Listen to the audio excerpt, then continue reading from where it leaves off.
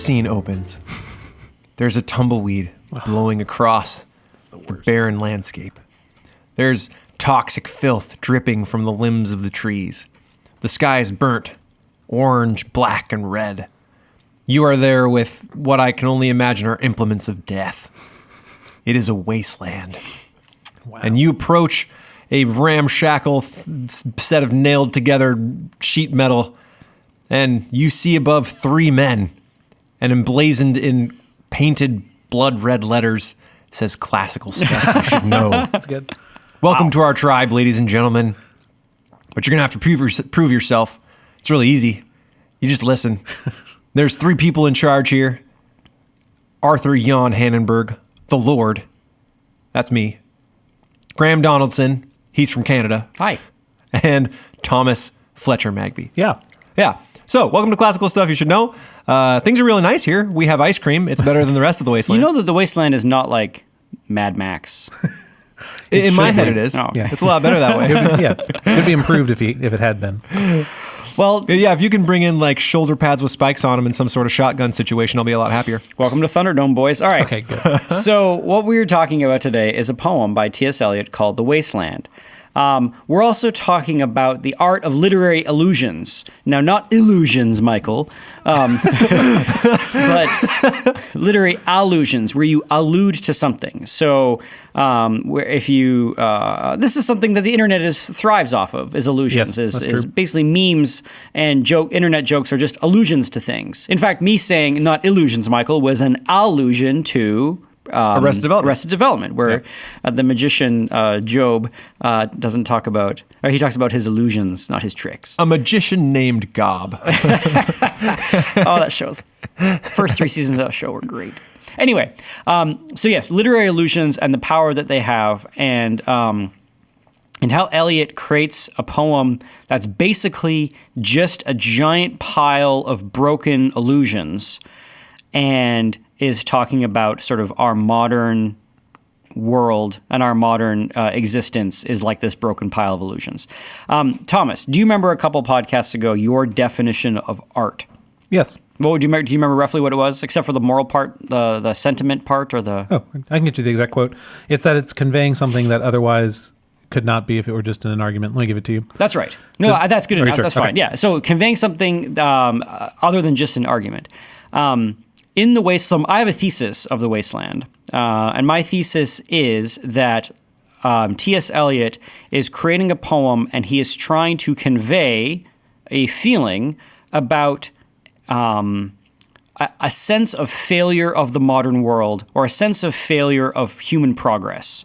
And that basically, like, we were promised flying cars and we didn't get them, or we were promised a great future. And he's writing this in the 1920s, and the great future we had was the absolute desolation of World War I. Well, he didn't have 2-day Prime delivery. He did, yeah. So I mean, if he was before that, I feel pretty good with our progress.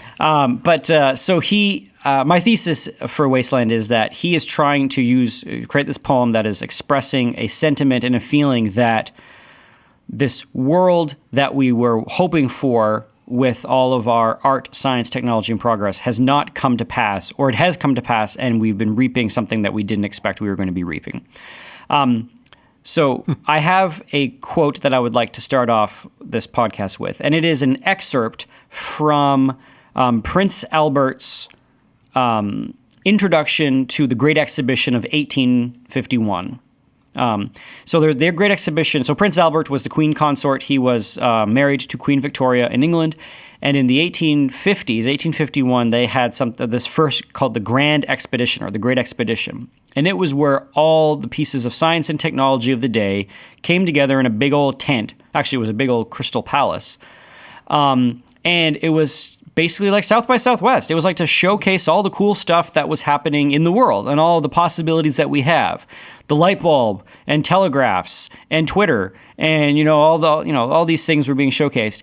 And to start this, Prince Albert says this sort of speech, and this is the sentiment of the 19th century that I think Eliot says doesn't come to pass, or the loss of this sentiment is what he is bemoaning in The Wasteland. So this is sort of the great hope of 50, or, the 60 years before World War I. This is the great hope of what all of our science, technology, and progress is working us towards. Here we go. So this is Prince Albert. Nobody, however, who has paid any attention to the peculiar features of our present era will doubt for a moment that we are living at a period of most wonderful transition, which tends rapidly to accomplish that great end to which indeed all history points, the realization of the unity of mankind. Not a unity which breaks down the limits and levels the peculiar characteristics of the different nations on earth, but rather a unity the result and product of those very national varieties and antagonistic qualities. The distances which separated the different nations and parts of the globe are rapidly vanishing before the achievements of modern invention, and we can traverse them with incredible ease. The languages of all nations are known, and their acquirement placed within the reach of everybody. Thought is communicated with the rapidity and even by the power of lightning. On the other hand, the great principle of division of labor, which may be called the moving power of civilization, is being extended to all branches of science, industry, and art. Whilst formerly the greatest mental energies strove at universal knowledge, and that knowledge was confined to the few, now they are directed on specialities, and in these, again, even to the minutest points. But the knowledge acquired becomes at once the property of the community at large. For whilst formerly discovery was wrapped in secrecy, the publicity of the present day causes that no sooner is a discovery or invention made than it is already improved upon and surpassed by competing efforts. The products of all quarters of the globe are placed at our disposal, and we have only to choose which is the best and cheapest for our purposes, and the powers of production are instructed to the stimulus of competition and capital. So man is approaching a more complete fulfillment of that great and sacred mission which he has to perform in this world.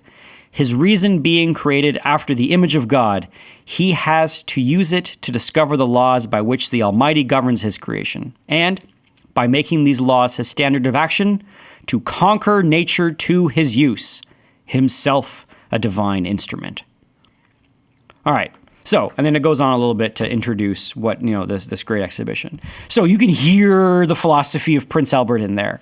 And it's Prince Albert, it feels like he would be, that speech could be, adapted and put into any startup nowadays. Right. Like that's what I was thinking. This startup, we're going to change the world through the powers of integrated, stack servers or whatever. So anyway, so you have that sentiment that this rapidly globalizing world, that even our antagonistic principles are going to come together and we're going to hammer out a better tomorrow. Mm-hmm. And this is, I would say, the sentiment of the 19th century. This is, and in the 19th century, they were looking back and saying, we've come to this place now because we've harnessed reason born out of the ignorance of the Dark Ages. We've had this Renaissance, and this Renaissance has moved forward the ball of science, and here we are reaping the benefits of science and technology, moving towards a more perfect humanity. This is Prince Albert's vision for the future, and this is very much still it's less so in Europe now, but in the United States and Canada, the North America has kind of inherited that sort of, technocracy of tomorrow, this sort of idea that through science and technology, we will perfect mankind. He even says that this is like God's mission for man. It was like he endowed us with reason, and it's our job to go off and make the world a garden through science and technology and reason. So this was, I'm positing this was sort of a popular sentiment in Europe at this time. And I don't think it's too far-fetched to say that this was like a strong belief. Eventually, as these nations began to, expand themselves, you got to this place where there was inevitable conflict. And in World War I, before the war started, there was this belief that it was going to be, do you remember, the phrase that they said what the war was going to be?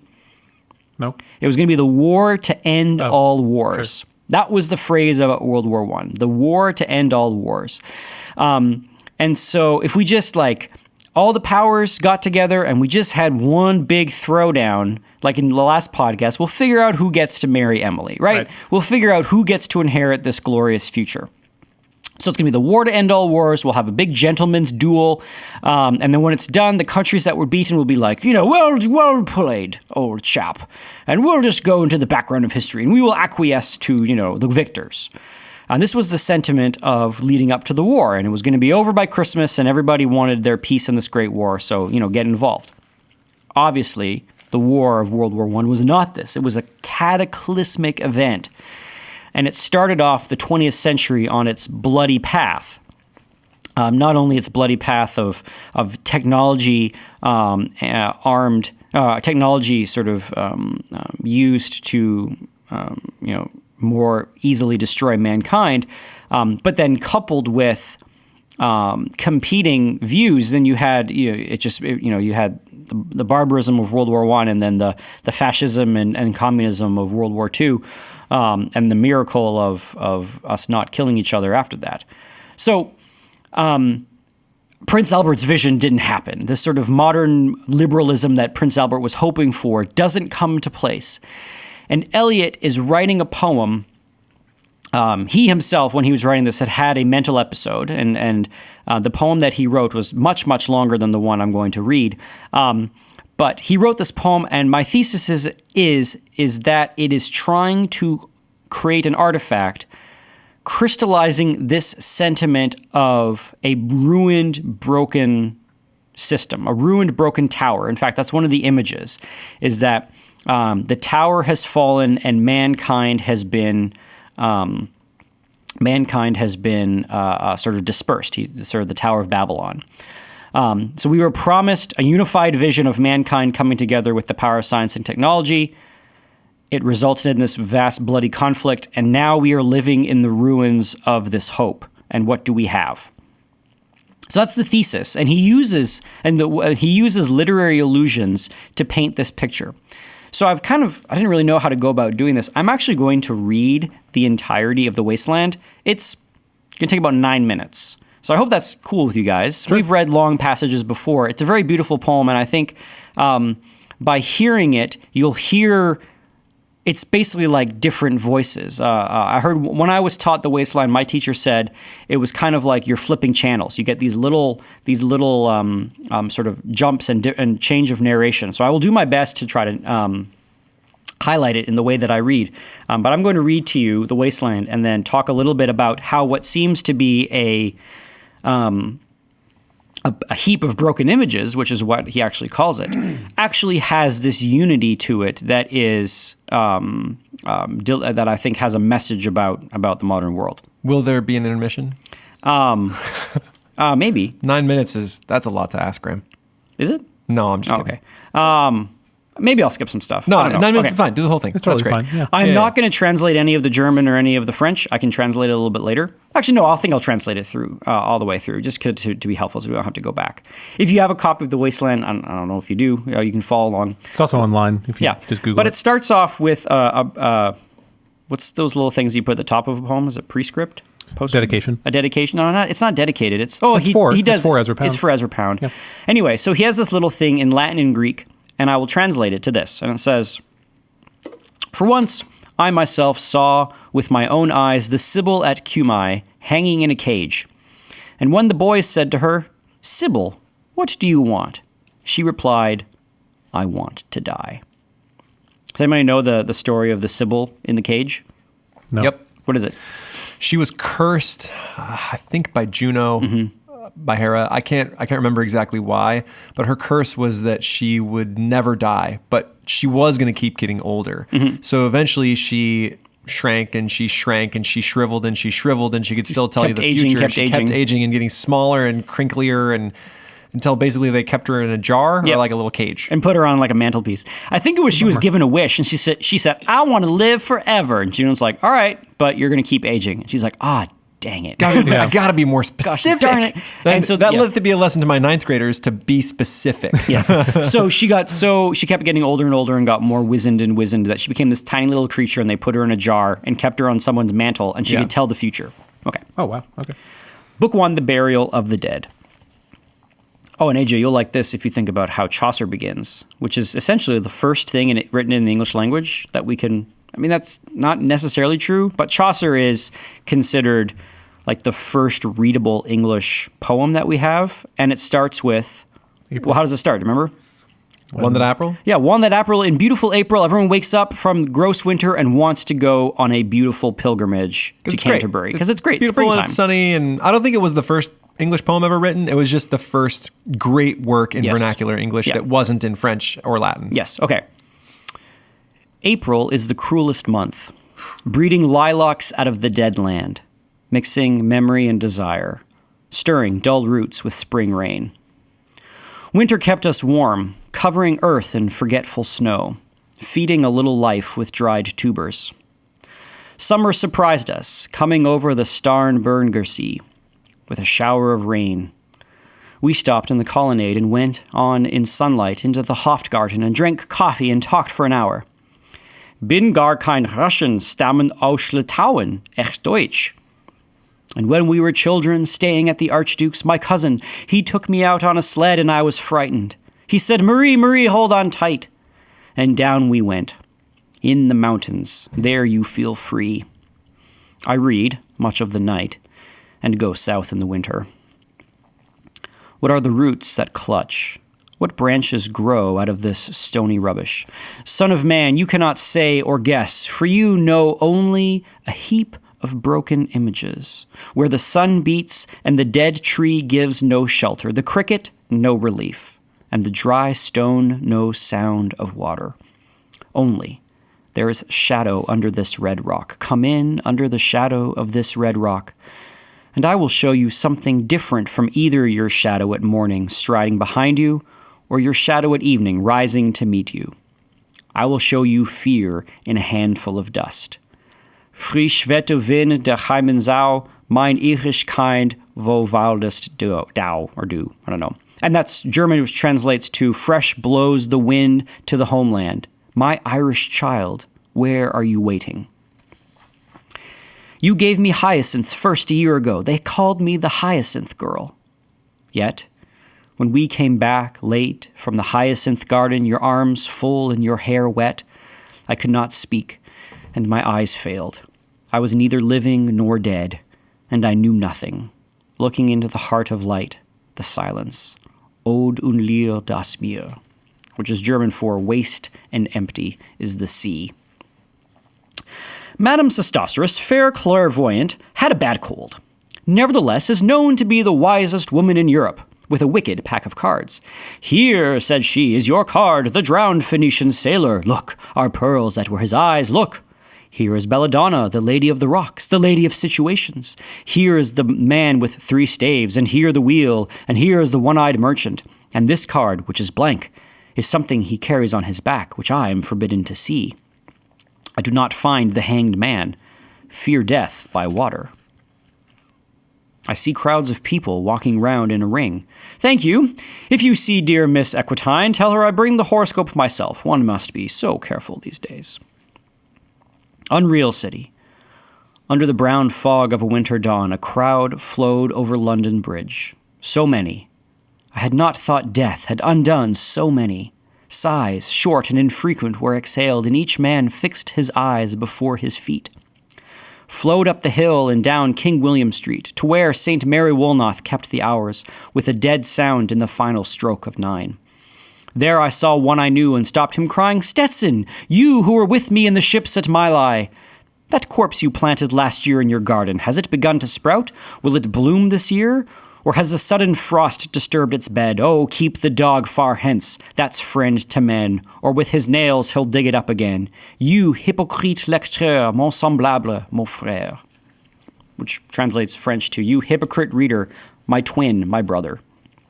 Maybe a task I should have you, listener, and you guys do is see if you can keep track of any of the literary allusions. Like, what is he alluding to? Hannibal, did you pick up that one, walking in this unreal city, talking to shades of people? That would have been Dante. He also said, I did not think on death could have undone so many. Mm-hmm. That's another quote from Dante. Yeah, exactly. Cool. Book 2, A Game of Chess.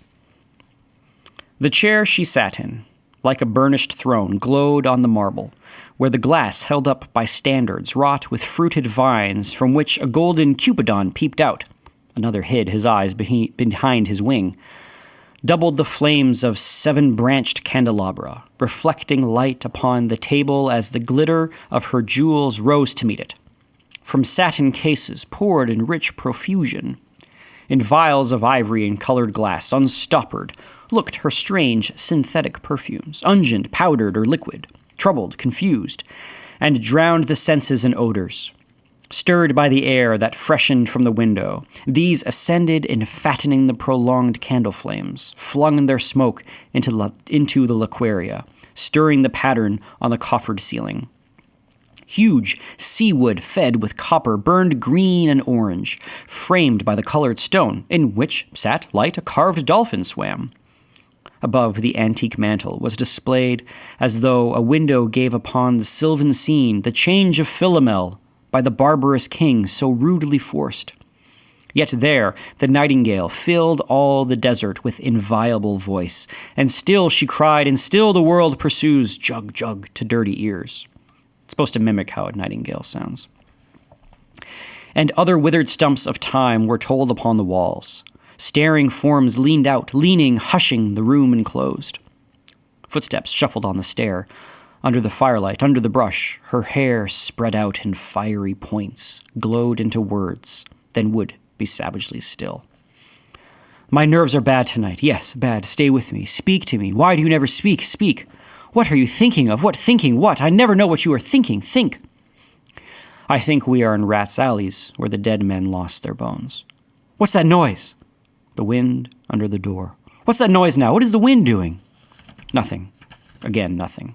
Do you know nothing? Do you see nothing? Do you remember nothing? I remember. Those are pearls that were his eyes. Are you alive or not? Is there anything in your head but, oh, that Shakespearean rag. It's so elegant, so intelligent. What shall I do now? What shall I do? I shall rush out as I am and walk the street with my hair down so. What shall we do tomorrow? What shall we ever do? The hot water at 10, and if it rains, a closed car at 4, and we shall play a game of chess, pressing lidless eyes and waiting for a knock upon the door. When Lil's husband got demobbed, I said, I didn't mince my words. I said to her myself, hurry up, please, it's time. Now, Albert's coming back. Make yourself a bit smart. He'll want to know what you done with that money he gave you to get yourself some teeth. He did. I was there. You have them all out, Lil, and get a nice set, he said. I swear, I can't bear to look at you. And no more can't I said, and think of poor Albert.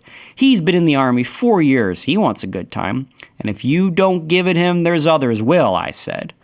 Oh, is there, she said. Something of that, I said. Then I'll know who to thank, she said, and gave me a straight look. Hurry up, please, it's time. If you don't like it, you can get on with it, I said. Others can pick and choose if you can't. But if Albert makes off, it won't be for lack of telling. You ought to be ashamed, I said, to look so antique. And her, only 31. I can't help it, she said, pulling a long face. It's them pills I took. To bring it off, she said.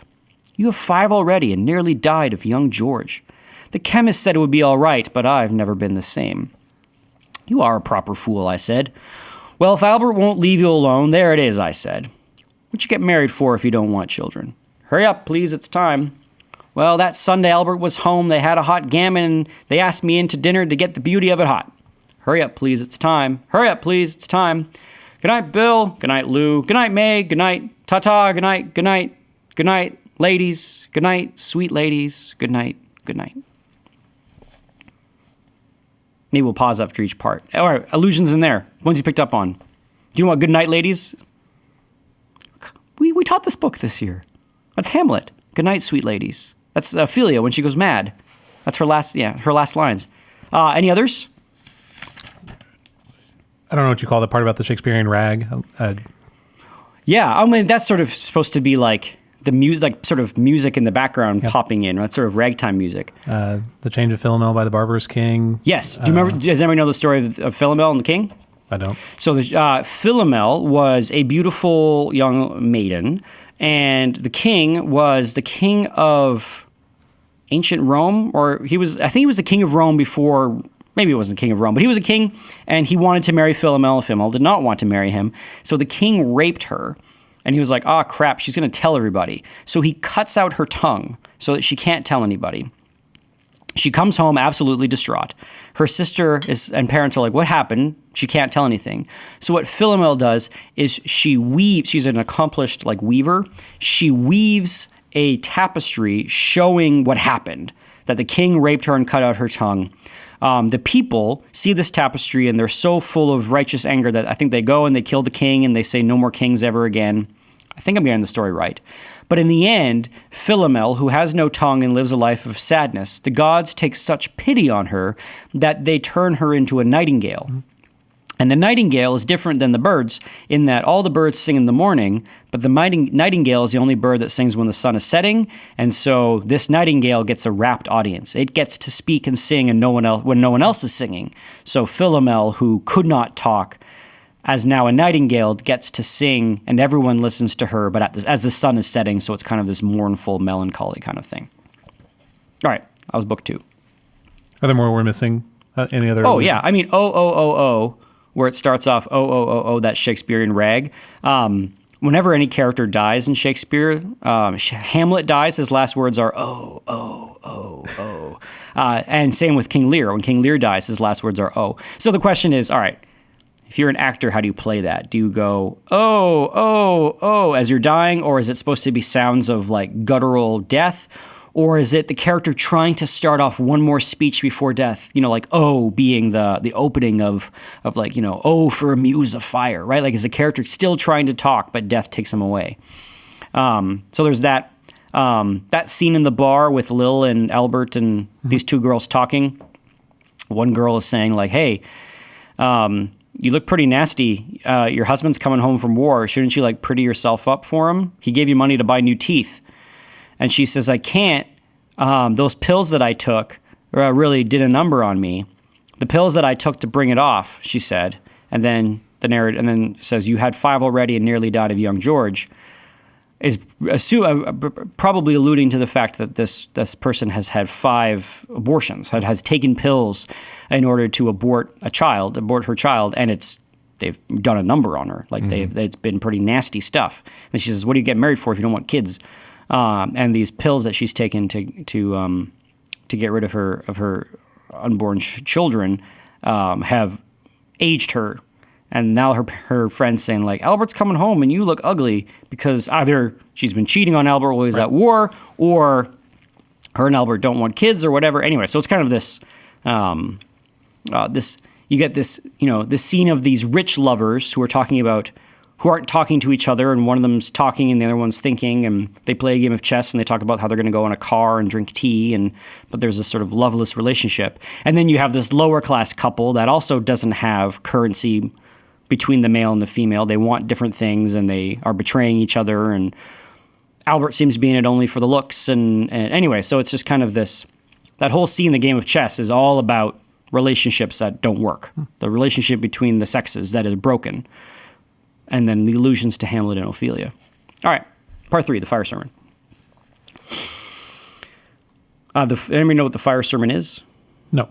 It's a sermon that Buddha, it's one of the Buddha's famous sermons. And it's basically you need to let all of your earthly passions die in the fire. So the way to enlightenment is to remove all strong desires. That's sort of the fire sermon.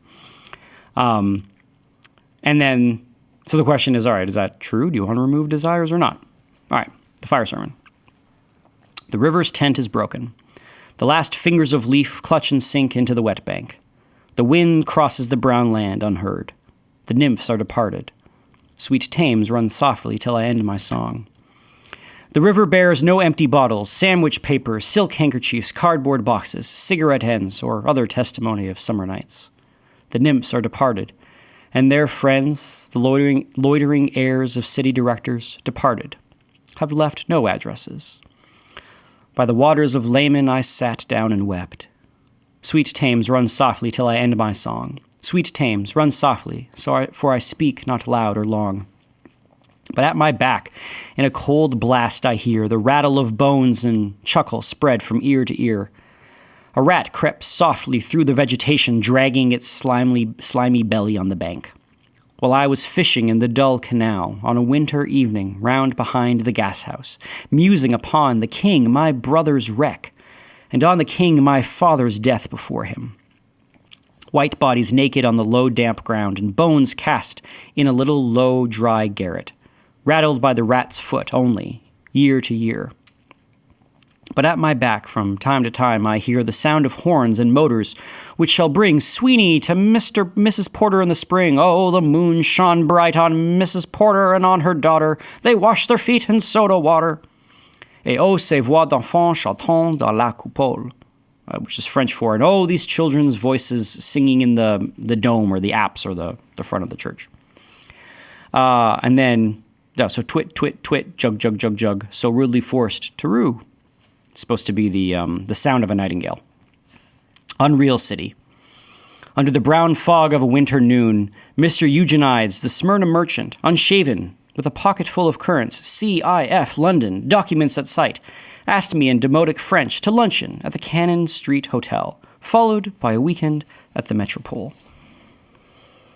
At the violet hour, when the eyes and back turn upward from the desk, when the human engine waits like a taxi throbbing waiting, I, Tiresias, though blind, throbbing between two lives, old man with wrinkled female breasts, can see at the violent hour, the evening hour that strives homeward, and brings the sailor home from sea, the typist home at tea time, clears her breakfast, lights her stove, and lays out food in tins. Out of the window, perilously spread her drying combinations touched by the sun's last rays. On the divan are piled, at night, her bed, stockings, slippers, camisoles, and stays. I, Tiresias, old man with wrinkled dugs, perceived the scene and foretold the rest. I, too, awaited the expected guest. He, the young man, carbuncular, arrives. A small house agent's clerk, where one bold stare, one of the low on whom assurance sits as a silk hat on a Bradford millionaire. The time is now propitious, and he guesses the meal is ended. She is bored and tired, endeavors to engage her in caresses, which still are unreproved, if undesired. Flushed and decided, he assaults at once. Exploring hands encounter, no defense. His vanity requires no response and makes a welcome of indifference. And I, Tiresias, have foresuffered all, enacted on this same divan or bed. I, who have sat by Thebes below the wall and walked among the lowest of the dead. Bestows one final patronizing kiss and gropes his way, finding the stairs unlit. She turns and looks a moment in the glass, hardly aware of her departed lover. Her brain allows one half-formed thought to pass. Well, now that's done, and I'm glad it's over. When lovely woman stoops to folly and paces about her room again, alone, she smooths her hair with automatic hand and puts a record on the gramophone. This music crept by me upon the waters and along the Strand up Queen Victoria Street. Oh, city, city, I can sometimes hear, besides a public bar in Lower Thames Street, the pleasant whining of a mandolin and a clatter and a chatter from within where fishermen lounge at noon, where the walls of Magnus Martyr hold inexplicable splendor of Ionian white and gold. The river sweats, oil and tar. The barges drift with the turning tide. Red sails, wide, to leeward swing on the heavy spar. The barges wash, drifting logs, down the Greenwich Reach, past the Isle of Dogs. Way-I la la, lay-I, walla, lay-I la la. Elizabeth and Leicester, beating oars, the stern was formed a gilded shell. Red and gold, the brisk swell, rippled both shores. Southwest wind carried downstream the peal of bells, white towers. Way-I la la, lay-I, walla, lay-I la la. Trams and dusty trees, Highbury bore me. Richmond and Kew undid me. By Richmond I raised my knees, supine on the floor of a narrow canoe. My feet are at Moorgate, and my heart under my feet. After the event he wept. He promised a new start. I made no comment. What should I resent? On Margate Sands I can connect nothing with nothing. The broken fingernails of dirty hands, my people, humble people who expect nothing. To Carthage then I came, burning, burning, burning, burning. O Lord, thou pluckest me out. O Lord, thou pluckest burning. Part 4. Death by Water. Phlebas the Phoenician, a fortnight dead, forgot the cry of gulls and the deep-sea swell and the profit and loss. A current under sea picked his bones in whispers, and he rose and fell. He passed the stages of his age and youth, entering the whirlpool. Gentile or Jew, O you who turn the wheel and look to windward, consider Phlebas, who was once handsome and tall as you. Part 5. What the thunder said. After the torchlight, red on sweaty faces, after the frosty silence in the gardens, after the agony in stony places, the shouting and the crying, prison and palace and reverberations, a thunder of spring over distant mountains, he who was living is now dead. We who were living are now dying with a little patience.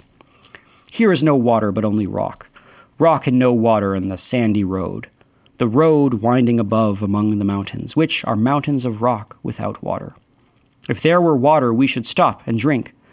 Amongst the rock, we cannot stop or think. Sweat is dry and feet are in the sand. If there were only water amongst the rock, dead mountain mouth of carious teeth that cannot spit, here one can neither stand nor lie nor sit. There is not even silence in the mountains, but dry, sterile thunder without rain. There is not even solitude in the mountains, but red, sullen faces sneer and snarl from doors of mud-cracked houses. If there were water and no rock, if there were rock and also water, and water, a spring, a pool among the rock, if there were the sound of water only, not the cicada and dry grass singing, but sound of water over a rock where the hermit thrush sings in the pine tree, drip, drop, drip, drop, drop, drop, drop. But there is no water. Who is the third who walks always beside you? When I count, there are only you and I together. But when I look ahead, up the white road, there is always another one walking beside you, gliding, wrapped in a brown mantle, hooded. I do not know whether a man or a woman, but who is that on the other side of you? What is that sound high in the air, murmur of maternal lamentation? Who are those hooded hordes swarming over endless plains, stumbling in cracked earth, ringed by the flat horizon only? What is the city over the mountains, cracked and reforms and bursts in the violet air? Falling towers. Jerusalem, Athens, Alexandria, Vienna, London. Unreal. A woman drew her long black hair out tight and fiddled whisper music on those strings, and bats with baby faces in the violet light whistled and beat their wings and crawled head downward down a blackened wall. And upside down in air were towers, toiling reminiscent bells that kept the hours, and voices singing out of empty cisterns and exhausted wells. In this decayed hole among the mountains in the faint moonlight, the grass is singing over the tumbled graves. About the chapel there is the empty chapel, only the wind's home. It has no windows and the door swings. Dry bones can harm no one. Only a cock stood on the roof tree, cocorico, cocorico, in a flash of lightning. Then a damp gust, bringing rain. Ganja was sunken, and the limp leaves waited for rain, while the black clouds gathered far distant over Himavant. The jungle crouched, humped in silence. Then spoke the thunder. Da. Dada, what have we given? My friend, blood shaking my heart, the awful daring of a moment's surrender, which an age of prudence can never retract, by this and this only. We have existed, which is not to be found in our obituaries, or in memories draped by the beneficent spider, or under seals broken by the lean solicitor in our empty rooms. Da. Diadvam. I have heard the key turn in the door once, and turn once only. We think of the key, each in his prison, thinking of the key, each confirms a prison only at nightfall. Ethereal rumors revive for a moment broken Coriolanus. Da. Damiata. The boat responded gaily to the hand expert with sail and oar. The sea was calm, your heart would have responded gaily, when invited, beating obedient to controlling hands. I sat upon the shore, fishing, with the arid plain behind me. Shall I at least set my lands in order? London Bridge is falling down, falling down, falling down. Puis acols na foco keglia fina, quando fiam uti celadon. Oh, swallow, swallow, la prince d'Aquitaine à la tour abolie. These fragments I have shored against my ruins. Why then I'll fit you Hieronymo's Madigan, Data, Diadvam, Damiata, Shanti, Shanti, Shanti. And that's the poem. That's the poem. Okay, so maybe a little longer than 9 minutes. But, so... We talked in the middle there. We talked in the middle there. Yeah. Okay, so keys that I think are important. Now, at Hannenberg, I know you notoriously hate this poem. Indeed, yes. Yes. Why? Because it is... I can explain later. I want to let you finish your sentence before I go into why I dislike this poem. The keys that I think... So, when I was taught poetry, I was taught that you always need to look for central metaphors. Try to find the metaphors through which the poem is alluding to or evoking, and then when you have those central metaphors, they will be organizing principles for understanding what this poem is doing. There's plenty in the Wasteland, but I think the important ones are as follows. One is the myth and the story of the Fisher King. Now, the Fisher King is a story that comes from Arthurian romance. And the Fisher King is this. He was a king, or sometimes he is the son of a king. And we'll just use the first one. So he was a king and he was wounded. He got stabbed in the guts or stabbed in the groin, which is, bummer. And because he is wounded, he is not fertile. He cannot bear children. And the health of his kingdom has been affected. So so goes the king, so goes to the king, so goes to the kingdom. So the king is wounded and cannot bear children. The kingdom is infertile and can't grow any crops. Okay. So the knights of King Arthur's court, they come to this land that's completely desolated and wasted. And there's this king, and he's like, the rains aren't coming, and there's this famine, and I'm slowly dying. Please bring me the Holy Grail to cure me and my kingdom. And in the meantime, to try to feed his people, the king is fishing. And he's going and he's just praying that he catches enough fish to feed his people because the lands are not producing grain. So you have this idea of a king that has been sort of his powers of generation and his powers of fertility have been cut out from under him, and his people are dying because of it. All right. So and what he's needing is a miracle. He needs Christ's Holy Grail to cure him. He needs this outside force of God to come and bring health back to his wasted kingdom. So there's one metaphor that helps you understand this poem. The second one is... Can I ask a dumb question? Yes. Does he explicitly reference the Fisher King? Yeah, so it was the guy that was at the end where he says, "Shall I put my lands in order?" I sat upon the shore fishing with the arid plain behind me, shall I at least set my lands in order. And then the other one where he was sitting by the banks of the Thames and he was saying, "Sweet Thames, roll softly as I sing my song." And he's looking at all the garbage from a summer's picnic, and now it's dead, and he's sitting there fishing. Okay. And then also Eliot has made reference. There's apparently, and these are sort of beyond my capacities, but there are a lot of direct quotations from the Fisher King story in Mallory. In here. So there's the Fisher King. So there's this idea that a king who has no health and he's waiting for God to cure him, and he needs the knights to go off and get this. A second organizing principle, or a second good metaphor in this, is the Tower of Babylon. So the story of the Tower of Babylon, man in his arrogance tried to unify everything that they could, build a tower, come together as one unified people, and take over heaven. Let us build a tower, and the Tower of Babel. You said Babylon. Oh, sorry, the Tower of Babel. The Tower of Babel. Let us build this tower and we can take over heaven. And what does God do? Knocks it down. Mixes up their languages. He smashes their tower and he messes up their languages. Yeah. All right. In this poem, you have lots of different languages, and you have all these different people talking to each other, and no one really understands what's going on. Some people aren't talking, some people are. It's a poem of confusion. Why aren't you talking? Why aren't you speaking?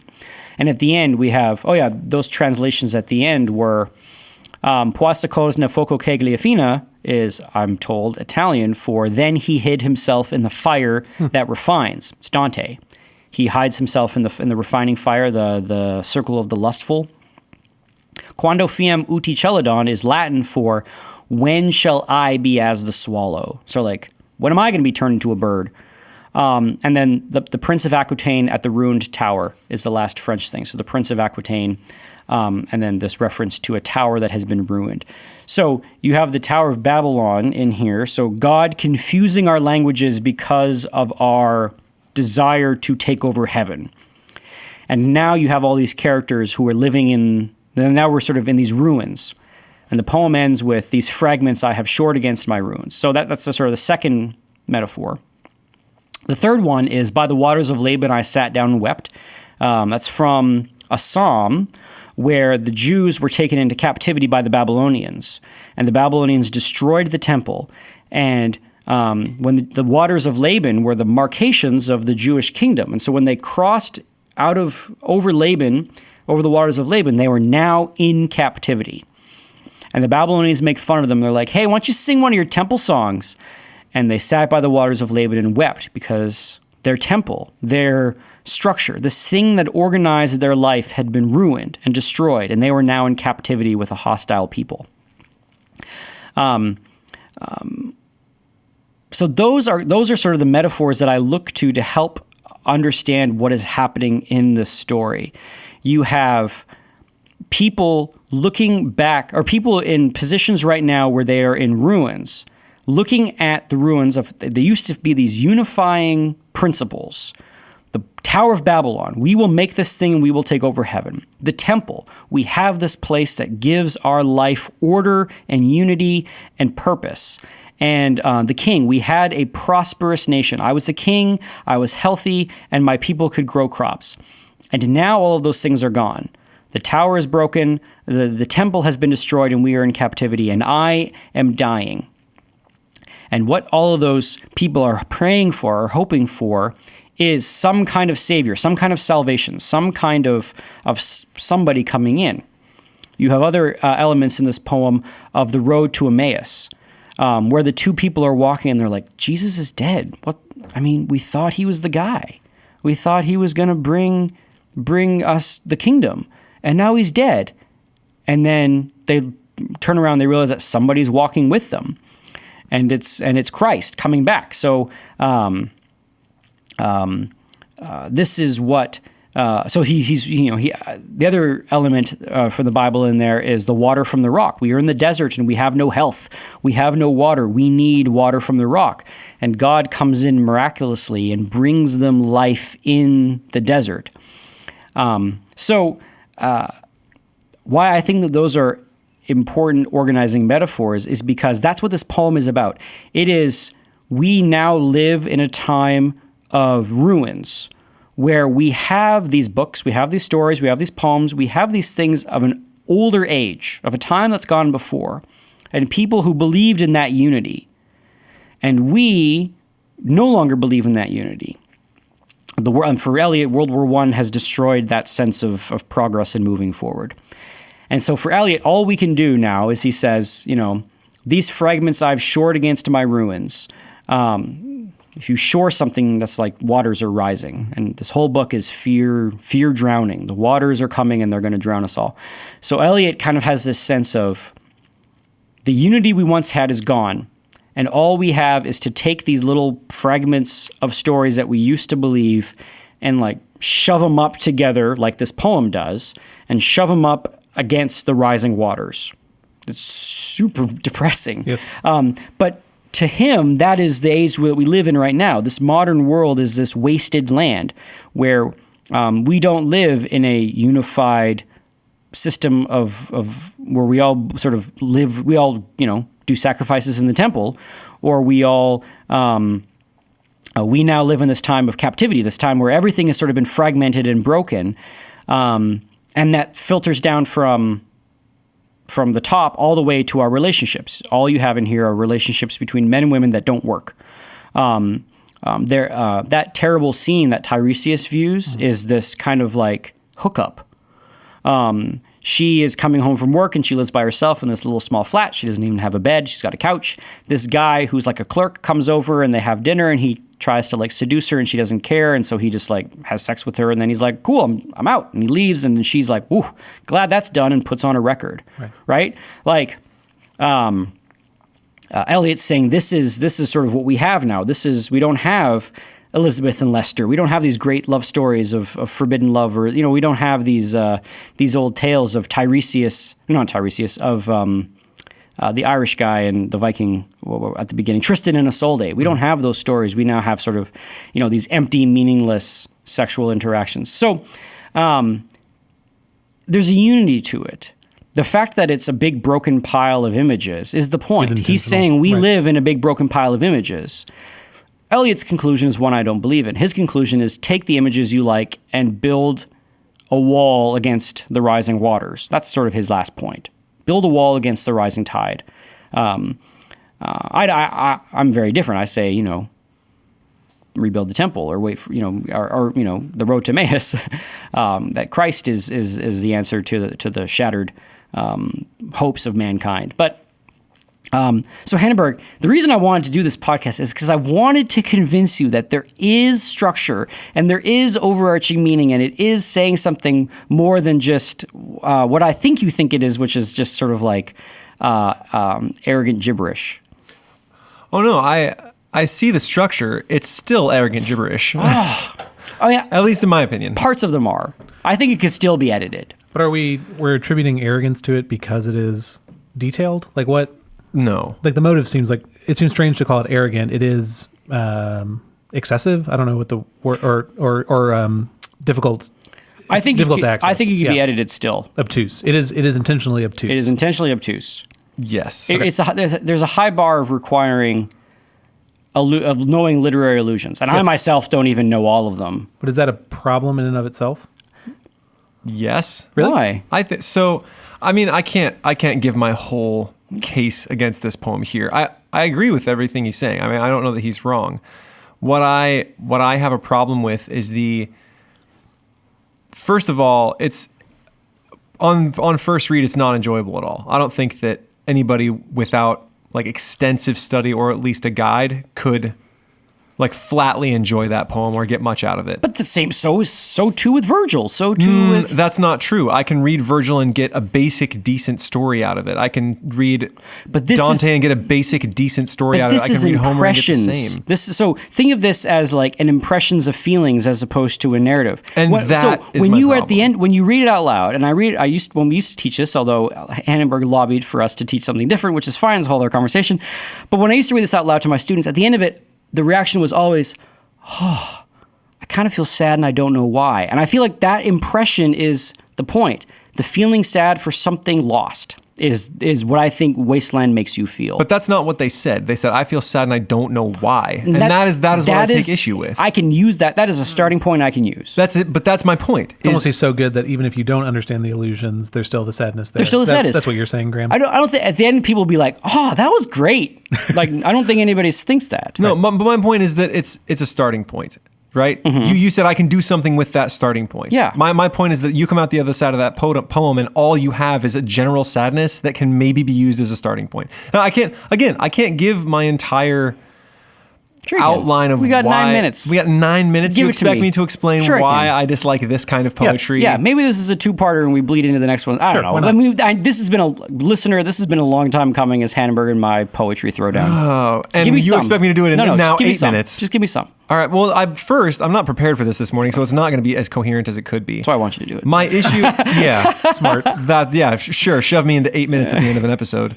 So my issue with this kind of poetry is that it is needlessly obtuse and doesn't express its ideas as well as it could. And perhaps he's doing the best job that could be done with it, right? Perhaps he's the first to do it, right?